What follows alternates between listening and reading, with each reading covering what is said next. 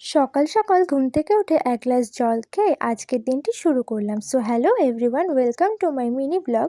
সকালবেলা পাখিদেরকে খাবার দিয়ে দিলাম, আর এখন পাখিরা কম আসছে খেতে, কারণ খুব গরম পড়ে গেছে, তাই ওরা ভোর ভোর আসে। সকাল সকাল চলে গেছিলাম গাছেদের সাথে কিছুক্ষণ সময় কাটাতে, আর তারপর গিয়ে দেখলাম গাছগুলো একদম শুকিয়ে গেছে। তো গাছে জল দিয়ে দিচ্ছিলাম সকালবেলা উঠে।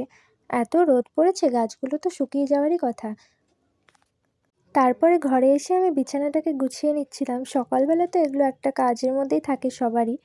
আমি ততক্ষণে বিছানাটাকে গুছিয়ে নিয়ে ঝাড় দিয়ে দিচ্ছি, আর তোমরা ততক্ষণে জানাও যে কে কোথা থেকে দেখছো তোমরা। আর জানিও আমার ডেইলি ব্লগস কেমন হচ্ছে, আর তোমরা প্রতিদিনের দর্শক কে সেটা আমাকে কমেন্টে জানিও। তারপরে ফ্রেশ হয়ে আমি রুটি বানিয়ে নিচ্ছিলাম। অনেক দিন পর রুটি বানালাম দেখে পুরোটা ভালো হয়নি রুটি, তাও চেষ্টা করলাম বানানোর।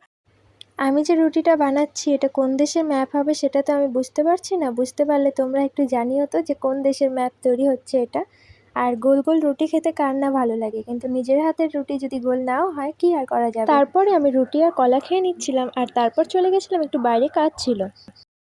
তারপরে একটু বাইরে গেছিলাম। বাইরে থেকে আসার সময় অনেকগুলো গাছ নিয়ে এসেছি সাথে।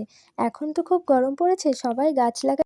অনেক গাছ কিনে এনেছি, তাই আজকে রাস্তা থেকে কুড়িয়ে কিছু গাছ আনলাম। আর তারপর আজকে খেতে কিছু ইচ্ছে করছিল না, তাই বাটার আর লবণ দিয়ে খেয়ে নিচ্ছিলাম ভাত, কারণ এত গরম পড়েছে, গরমে আমার আর কিছুই খেতে ভালো লাগছিল না।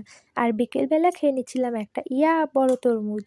তরমুজটা খেয়ে বেশ শান্তিই পেলাম। তারপরে মুড়ি চানাচুর খেয়ে নিচ্ছিলাম সন্ধেবেলা। আর ডিনারে ছিল আচার, আলু করলা সেদ্ধ, ধনেপাতা বাটা, সজনের চচ্চড়ি আর ডাল। আজকে খুব সিম্পল খাবার ছিল।